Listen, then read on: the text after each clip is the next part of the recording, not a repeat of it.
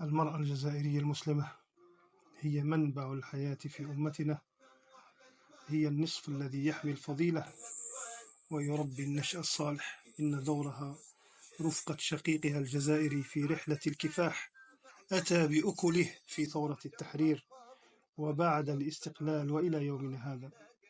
أزيد وأذكر أن دورك الآن مضاعف، لأن أعداء هذه البلاد الطاهرة فطنوا إلى أن سبب بقائها هو المرأة، فبدأوا بتشويهها والعمل على الإضرار بها. لكن نقول لهم هيهات هيهات، فالمرأة التي جاهدت قديما هي الآن تجاهد بالحفاظ على هذا الوطن الغالي ضد الأعداء الذين يتآكلهم الحسد والغيظ. ونقول لهم بالمناسبة على كل حال: موتوا بغيظكم.